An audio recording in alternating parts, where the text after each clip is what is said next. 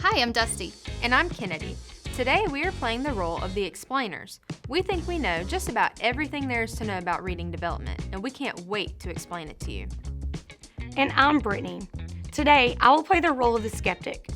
I rarely believe anything that I hear, so I will be critical of what the explainers say and ask lots of questions to make sure they only provide the best information. And importantly, I will push for clear connections to teaching so that we can keep this all as practical as possible. And remember, we are just actors playing these roles. We are not really obnoxious know-it-alls. I'm not really that harsh of a critic, but we are playing these exaggerated roles to make it extra clear that we want our audience to critically evaluate what scientific research offers for classroom practices. Today, we are going to summarize some of the most compelling findings from scientific research on reading, specifically how to help kids learn to recognize words with the level of automaticity needed for fluent reading. Scientific evidence gives lots of guidance for word reading, but here we'll try to sum up the most consistent findings in the form of 5 big ideas. Do you think we can get this done in the time we have? Maybe. Let's see what happens.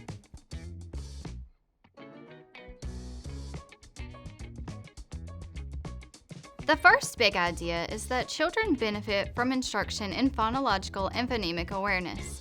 Spoken words are made of sounds called phonemes. Being able to manipulate these sounds is more important than many people realize. So, what does that really mean for practice?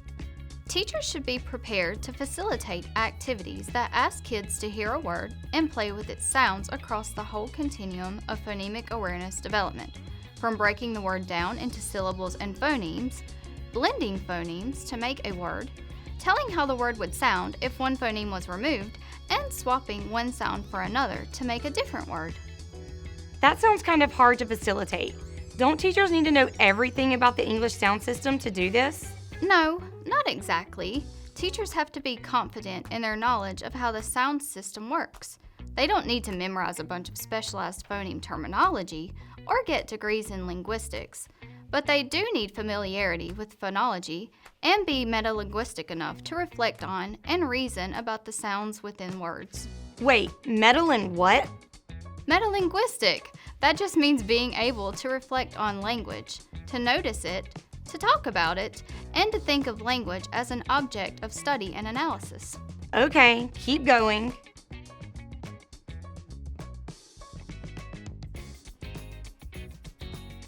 Well, the second big idea is that children benefit from explicit phonics instruction. That helps them learn to pair letters and sounds to decode words. Every elementary school should have a phonics approach in place that systematically leads kids through all the sound spelling patterns in the English language, with lots of time for students to practice them. This is crucial through at least 2nd grade, but even after that, some kids will still need help in this area. To implement such a program, teachers should be knowledgeable about the spelling patterns in the English language. Let me guess, you're talking about teachers being metalinguistic here again. Exactly. They need to have a good baseline understanding of the spelling patterns they are teaching, but also they need to be curious about the spelling system and willing to think analytically about why words are spelled the way they are.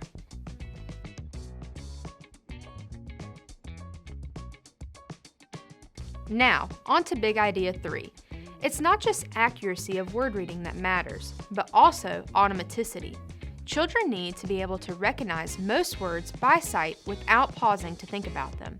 This is the hallmark of fluent reading. Again, kids need lots of instructional activities that provide repeated practice with targeted sound spelling patterns they are learning. Not just 1 or 2 examples, but lots of intensive practice. That sounds a lot like your second point. Why is this a different idea? Aren't you just talking about phonics instruction? And don't most schools already have something like that in place by now? The key idea I'm trying to emphasize here is that kids need to build up a large mental dictionary of words they can read so easily that they barely have to think about them. A lot of schools now have phonics programs in place, so the current issue isn't whether or not to provide code-based instruction, but rather how to ensure that is intensive enough to provide the sheer volume of practice that some kids will need to automatize their word reading.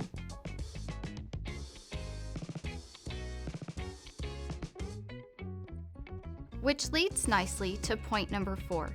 Children need frequent opportunities to read with modeling and teacher feedback. Practice, practice, practice in books and other text that lets kids apply what they are learning during phonics instruction.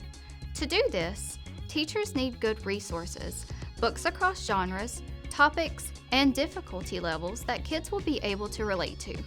Okay, let's keep going.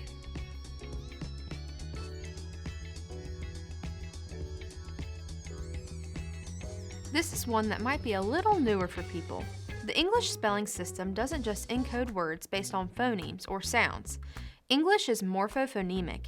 It has a spelling system based on letter-sound correspondence and also on morphology, which is a fancy word for the study of how roots, prefixes, and suffixes influence word structure and meaning.